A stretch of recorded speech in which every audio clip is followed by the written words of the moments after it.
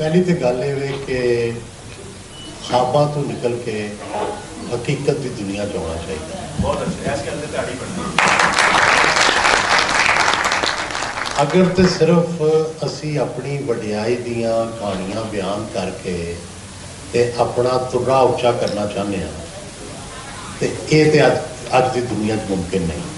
अज की दुनिया तो उन्हें अगे वधना है जिन्हें ज़्यादा मेहनत करनी है, जिसकी सोच बुलंद है, जिसके कोल अच्छी टेक्नोलॉजी है। बहुत अच्छे। तारीख जो भी सी, कभी बरतानिया की तारीख ये सी कि बरतानिया फ्रांस का भी कब्जा रहा, बरतानिया जर्मनी का भी कब्जा रहा और फिर बरतानिया ने सारी दुनिया पर कब्जा किया। सो इस तरह पंजाबी भी कभी हारते रहे हैं तो कभी जितते रहे हैं। ये कोई हैरान होने वाली गल नहीं।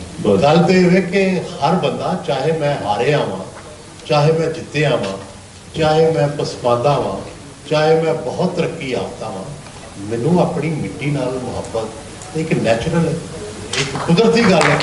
इस गल का की तल है कि क्या तामल जड़े ने वो तो दुनिया इस वक्त उन्होंने कोई हैसीयत नहीं सी, लेकिन फिर भी लड़े। जदों असी पंजाबी गुलाम सा उदों भी लड़े, जदों असी आज़ाद सा उदों भी लड़े। तो आज़ादी गुलामी नाल कौमां नाल मुहब्बत खत्म नहीं होती, हार जित नाल कौमां नाल मुहब्बत खत्म नहीं होती।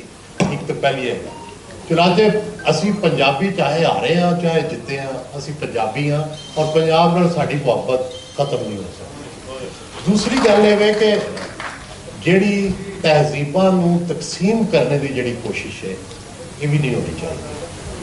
देखो जिहड़ियां सारियां तहजीबां ने ये एक दूसरे की कोख तो जन्म लैंदियां।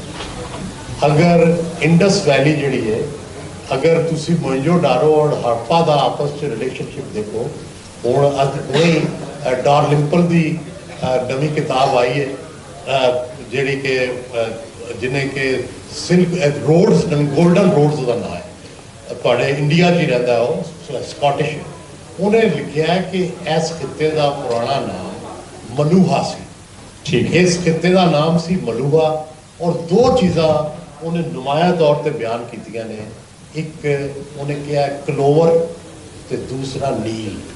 जी नील नहीं सी कपड़ियां नूं लगदी, नीला रंग। चुनाचे इतने नील की काश्त होंदी सी और इत्थों एक्सपोर्ट होंदी सी मेसोपोटामिया इजिप्ट के अंदर और उहदे उत्थे रिमेन्स मिले ने। उत्थे इत्थे दियां मलूहा दियां आबादियां मिलियां ने जिथे मलूहा के लोग जाके ट्रेडिंग करते सन और उत्थे आबाद सन। सो पहली तो गल ये कि चाहे वो मोइंजो-डारो का साई सिद्धू है या उत्थे दी डांसर सिम्पारा है या साड़ी नील परी है यानी नील या साड़ी बूटी जिहड़ी है जिहदा नाम है नहीं जी ढाक। ये जो तुसी लफ्ज सुनते हो ना ढाक के तीन पात, ये बेसिकली एक ढाक की बूटी सी जिहड़ी साडा सिंबल सी हड़प्पा। हड़प्पा के दो सिंबल, एक ढाक की बूटी, एक ढाक का दरख्त है, एक ढाक की बूटी सी जिहदे 3 पत्ते होंदे ने सिर्फ। ये साडा सिंबल है ढाक ते नील ते दूजा साई सिद्धू ते सिम्पारा।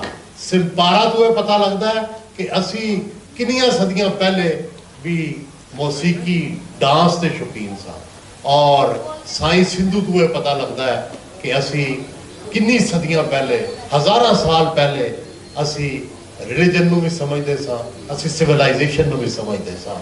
साडियां गलियां उदों भी निकासीए आप जिहड़ा है उहदे विच मौजूद सी और सानू नील तो यह पता लगता है कि असी दुनिया नूं टैक्सटाइल भी दिती है और असी दुनिया नूं उस टैक्सटाइल नूं वाइट नूं किस तरह चमकाना है उसका तरीका भी दिता है। चुनाचे सारी दुनिया असी टैक्सटाइल भी एक्सपोर्ट करते सन जिहड़ी फिरौना के उत्ते टैक्सटाइल चढ़ी है। फिरौन की जो मम्मी बनाई जाती सी तो उहदे ते टैक्सटाइल चढ़ाई जाती सी, कपड़ा चढ़ाया जाता सी। वो कित्थों जाता सी? मलूहा तो, यानी इसे वादी तो, साडी वादी। और जिहड़ा नीला रंग है दुनिया सब तो ज्यादा उसकी सिंबलिज्म जिहड़ी है वो इत्थों गई है पंजाब चों। तो सानू एक तो अपने सिंबल्स याद रखनी चाहिए ने, अपनी धरती नाल जिहड़ा मुहब्बत है उहदे लई इन्हां चीज़ां नाल मुहब्बत करनी चाहिए है। ਬਹੁਤ ਸਾਰੇ ਲੋਕਾਂ ਨੂੰ ਸਿੰਪਾਰਾ ਦਾ ਨਹੀਂ ਪਤਾ ਹੋਣਾ, ਬਹੁਤ ਸਾਰੇ ਲੋਕਾਂ ਨੂੰ ਸਾਈਂ ਸਿੰਧੂ ਦਾ ਪਤਾ ਨਹੀਂ ਹੋਣਾ, ਬਹੁਤ ਸਾਰੇ ਲੋਕਾਂ ਨੂੰ ਨੀਲ ਦਾ ਪਤਾ ਨਹੀਂ ਹੋਣਾ, ਨੀਲ ਪਰੀ ਦਾ। ਮੈਂ ਉਹਦਾ ਨਾਂ ਨੀਲ ਪਰੀ ਰੱਖਿਆ, ਉਹਨੂੰ ਜਿਹੜਾ ਸਾਈਂ ਉਹਨੂੰ ਸਿਰਫ ਸਾਈਂ ਕਹਿੰਦੇ ਨੇ, ਮੈਂ ਉਹਦਾ ਨਾਂ ਸਾਈਂ ਸਿੰਧੂ ਰੱਖਿਆ। ਔਰ ਇਸੇ ਤਰ੍ਹਾਂ ਜਿਹੜਾ ਢਾਕ ਬੂਟੀ ਜਿਹੜੀ ਹੈ, ਇਹ 3 ਪੱਤਿਆਂ ਵਾਲੀ, ਚੁਨਾਂਚੇ ਸਾਡੀ ਸਿੰਬਲਿਜ਼ਮ ਵੀ ਇਹ 3 ਪੱਤਿਆਂ ਵਾਲੀ ਜਿਹੜੀ ਹੈ ਬੜੀ ਦੇਰ ਚੱਲਦੀ ਰਹੀ। ਬਾਕੀ ਅੱਜ ਦੀ ਜਿਹੜੀ ਪ੍ਰੈਕਟੀਕਲ ਗੱਲ ਹੈ ਕਿ ਅਸੀਂ ਸਰਹੱਦਾਂ ਤੇ ਤੋੜ ਨਹੀਂ ਸਕਦੇ, ਸਾਨੂੰ ਐਕਸੈਪਟ ਕਰਨੀਆਂ ਚਾਹੀਦੀਆਂ ਨੇ ਸਰਹੱਦਾਂ। ਤਾਰੀਖ ਦਾ ਜਿਹੜਾ ਸਫ਼ਰ ਹੁੰਦਾ ਹੈ ਉਹਨੂੰ ਤੁਸੀਂ ਬਦਲ ਨਹੀਂ ਸਕਦੇ। ਹਾਂ, ਉਸ ਤਾਰੀਖ ਦੇ ਸਫ਼ਰ 'ਚ ਰਸਤੇ ਕੱਢੀਦੇ ਨੇ, ਔਰ ਪੰਜਾਬੀ ਦੁਨੀਆ 'ਚ ਰਸਤੇ ਕੱਢਣੇ ਦੇ ਸਭ ਤੋਂ ਵੱਡੇ ਮਾਹਿਰ ਨੇ। ਬਹੁਤ ਅੱਛੇ, ਬਹੁਤ ਅੱਛੇ, ਬਹੁਤ ਅੱਛੇ। ਕੁਐਸਚਨ ਇਹ ਹੈ ਕਿ ਇੰਨੀਆਂ ਸਾਲਾਂ ਤੋਂ ਅਸੀਂ ਮਿਲ ਰਹੇ ਹਾਂ, 2-3 ਗੱਲਾਂ ਕਿਉਂ ਨਹੀਂ ਅਸੀਂ ਕਰ ਸਕੇ? ਮੈਂ ਇਹ ਸਵਾਲ ਛੱਡ ਕੇ ਤੇ ਗੱਲ ਕਰਾਂਗਾ ਕਿ ਸਭ ਤੋਂ ਪਹਿਲੀ ਸਾਡੀ ਦੂਰੀ ਇਹ ਹੈ ਕਿ ਜੋ ਤੁਸੀਂ ਪੜ੍ਹਦੇ ਹੋ ਅਸੀਂ ਨਹੀਂ ਪੜ੍ਹ ਸਕਦੇ, ਪਰ ਜੋ ਅਸੀਂ ਪੜ੍ਹਨੇ ਆ ਉਹ ਤੁਸੀਂ ਨਹੀਂ ਪੜ੍ਹ ਸਕਦੇ। ਕਿਉਂ? ਸਾਡਾ ਜਿਹੜੀਆਂ ਲਿਪੀਆਂ ਨੇ ਉਹ ਅਲੱਗ-ਅਲੱਗ ਨੇ।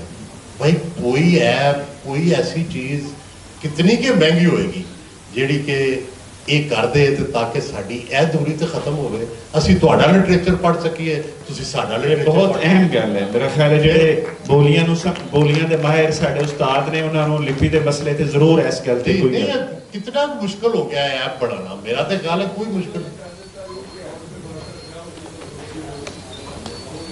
ਠੀਕ ਹੈ, ਲੇਕਿਨ ਕੋਈ ਇੱਥੇ ਆਮ ਤੇ ਨਹੀਂ ਹੋਇਆ, ਇਹਨੂੰ ਆਮ ਹੋਣਾ ਚਾਹੀਦਾ। ਅੱਛਾ, ਦੂਸਰੀ ਇੱਕ ਹੋਰ ਗੱਲ ਜੀ, ਕਮਿਊਨੀਕੇਸ਼ਨ ਦੀ ਦੁਨੀਆ 'ਚ ਜ਼ਰਾਏ ਸਰਹੱਦਾਂ ਨੂੰ ਕ੍ਰਾਸ ਕਰ ਚੁੱਕੇ ਨੇ। ਪਹਿਲੇ ਤਾਂ ਚਲੋ ਕਹਿੰਦੇ ਸਨ ਜੀ ਸਰਹੱਦ ਹੈ, ਇੱਥੇ ਦੀ ਚੀਜ਼ ਉੱਥੇ ਨਹੀਂ ਜਾਂਦੀ, ਉੱਥੇ ਦੀ।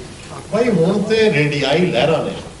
ਗੱਲ ਇਹ ਵੇ ਕਿ ਕਿਉਂ ਹੁਣ ਤੱਕ ਕੋਈ ਪੂਰੀ ਦੁਨੀਆ ਦਾ ਪੰਜਾਬੀ ਐਸਾ ਨਹੀਂ ਆਇਆ ਜਿਹੜਾ ਪੰਜਾਬੀ ਦਾ ਦੁਨੀਆ ਦਾ, ਅਸੀਂ ਕਹਿੰਦੇ ਹਾਂ ਜੀ ਬੜੇ ਨੰਬਰ ਦੇ ਬੜੇ ਅਮੀਰ ਲੋਕ ਨੇ, ਉਹ ਇੱਕ ਪੰਜਾਬੀ ਚੈਨਲ ਹੀ ਬਣਾ ਦਿਓ ਜਿਹੜਾ ਕਿ ਸਾਰੀ